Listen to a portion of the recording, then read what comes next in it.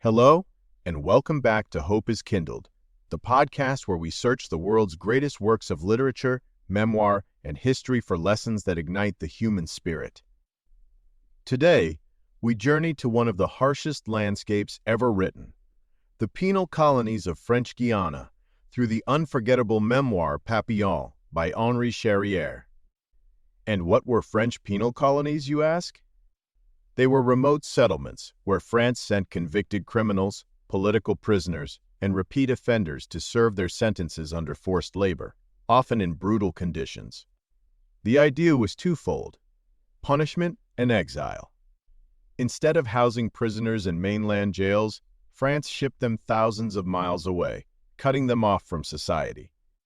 The most infamous French penal colonies were in French Guiana, on the northeast coast of South America.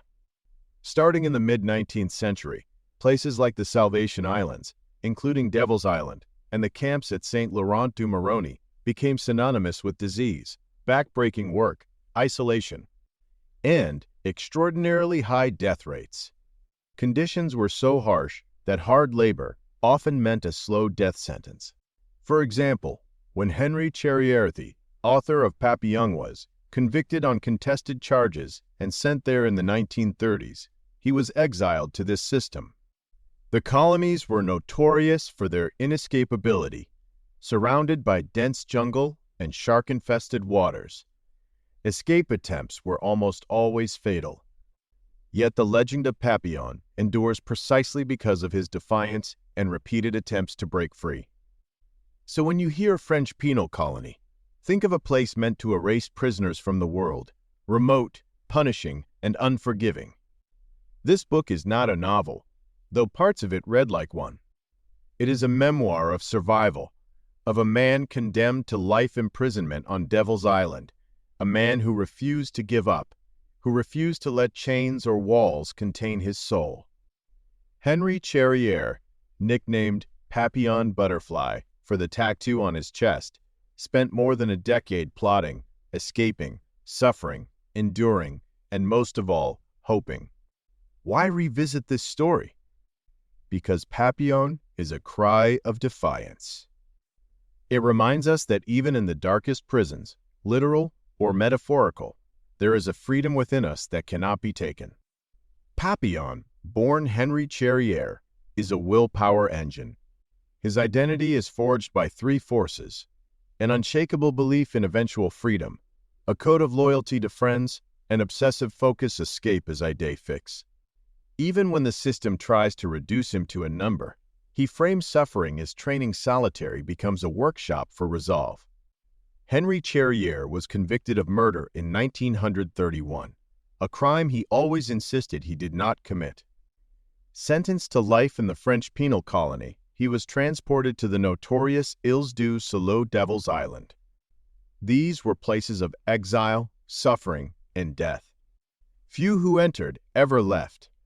But Charrière was not one to bow his head. His 17th story, published remake in 1969, became an international bestseller and later inspired the classic 1973 film starring Steve McQueen and Dustin Hoffman.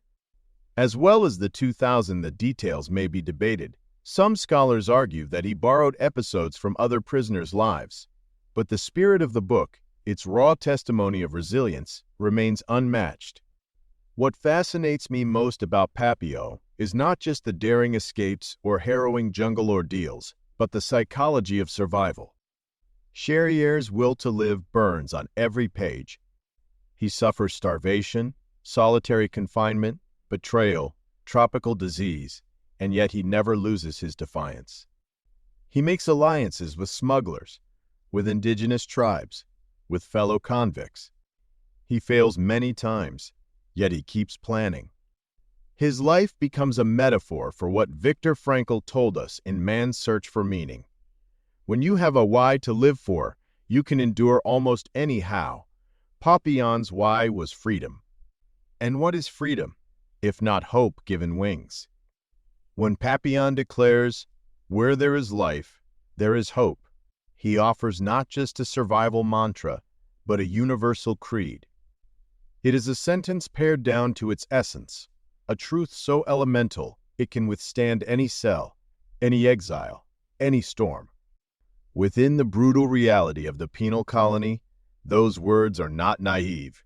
They are hard-won, wrestled from the edge of despair and carried like a hidden ember through years of suffering.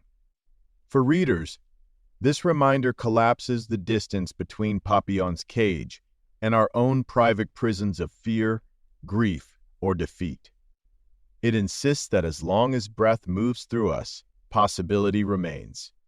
The endurer's line becomes not just the heartbeat of the memoir, but an inheritance of resilience, echoing across the works we gather in this podcast.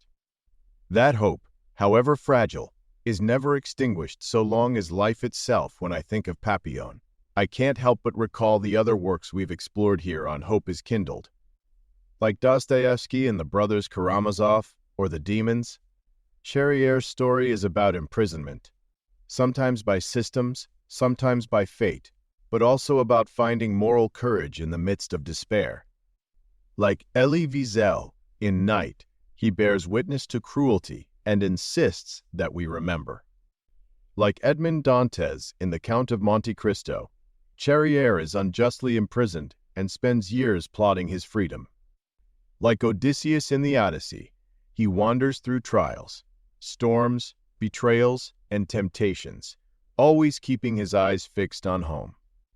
Even like Don Quixote, there is a kind of mad faith in Papillon's repeated attempts, failures that would crush another man, but that he transforms into the next plan. Each of these comparisons tells us something deeper, that literature itself is a testimony to survival. The title of this memoir is Everything. The butterfly tattoo on Charrière's chest is more than a mark of identity. It is a symbol of transformation. From confinement in a cocoon to the freedom of flight, the butterfly mirrors Papillon's own metamorphosis. This is the same symbol Kafka gave us in the Metamorphosis, but inverted. Gregor Samsa wakes to find himself trapped in the body of an insect, crushed by despair and alienation. Papillon, by contrast, insists on becoming the butterfly, choosing freedom, transformation, and resilience despite his cage. One story warns us of hopelessness. The other shows us how hope can survive against impossible odds. There are many moments in Papillon where hope shines through. When Papillon floats for days at sea on a sack of coconuts, half dead, refusing to give in.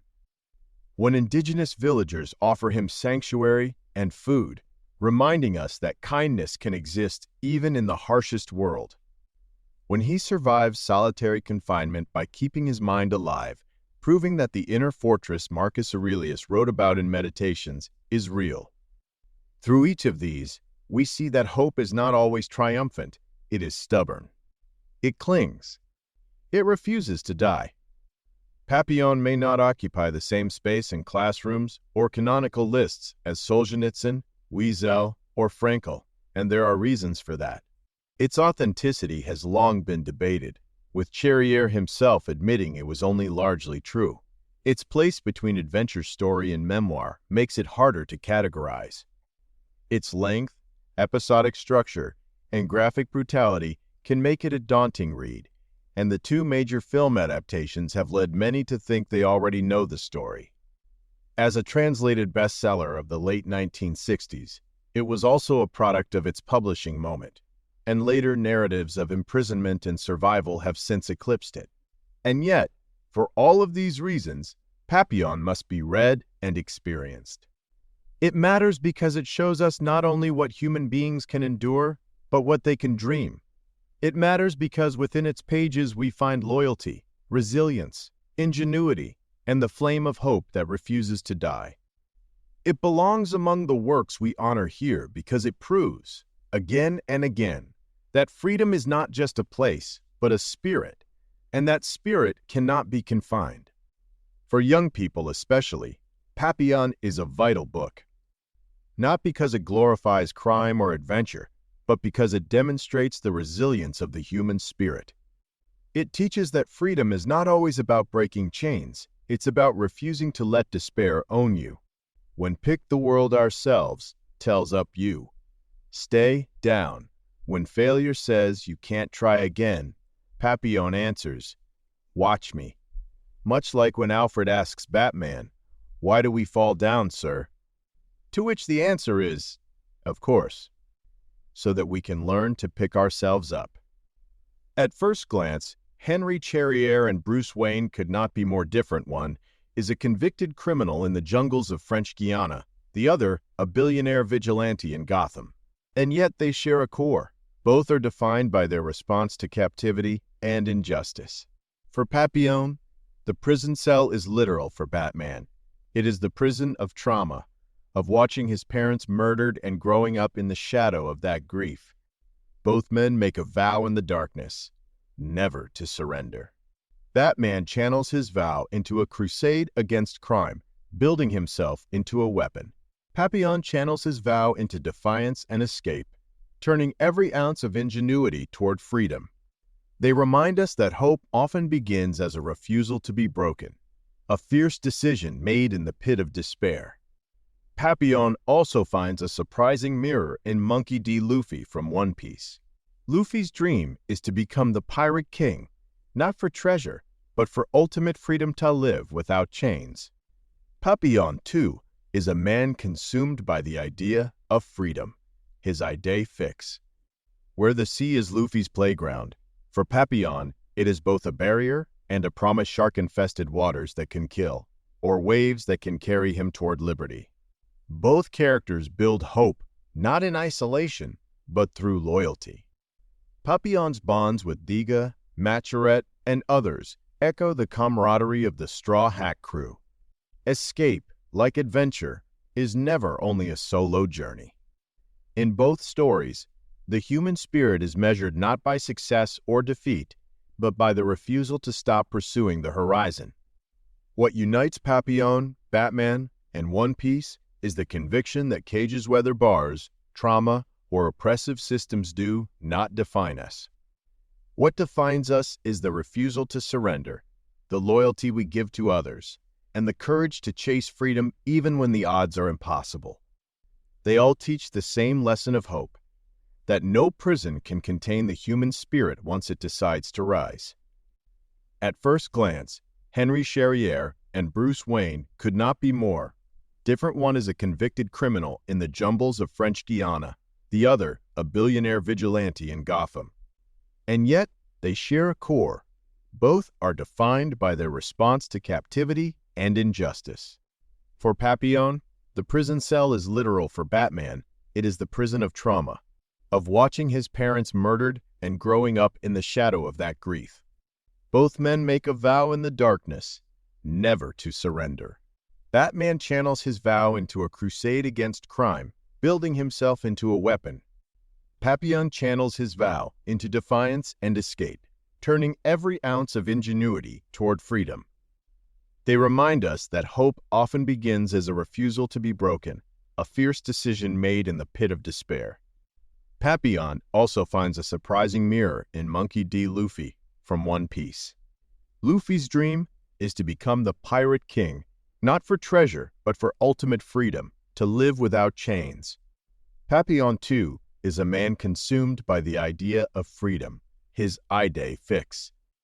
Where the sea is Luffy's playground, for Papillon, it is both a barrier and a promise, shark-infested waters that can kill, or waves that can carry him toward liberty. Both characters build hope not in isolation but through loyalty. Papillon's bonds with Diga, Macherette, and others echo the camaraderie of the Straw Hat crew. Escape, like adventure, is never only a solo journey. In both stories, the human spirit is measured not by success or defeat, but by the refusal to stop pursuing the horizon. What unites Papillon, Batman, and One Piece is the conviction that cages, whether bars, trauma, or oppressive systems do not define us. What defines us is the refusal to surrender, the loyalty we give to others, and the courage to chase freedom even when the odds are impossible. They all teach the same lesson of hope, that no prison can contain the human spirit once it decides to rise. Henri Charrière's story reminds us of a truth we've returned to again and again on Hope is Kindled. Hope does not need easy soil to grow. Sometimes it grows in prison cells, in jungles, in exile. And maybe that is why this book still matters so much.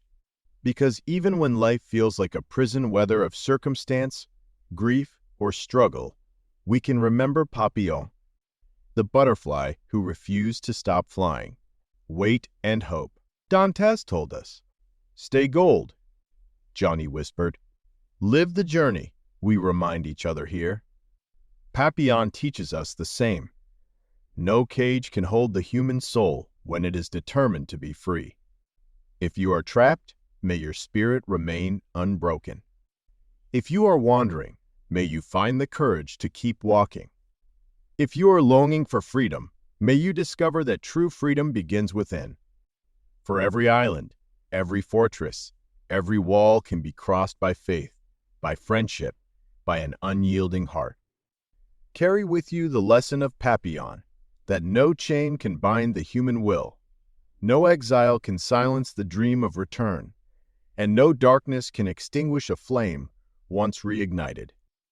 Go then, into your own journeys, with hope as your compass, resilience as your wings, and love as the shore you seek. Until then, good journey.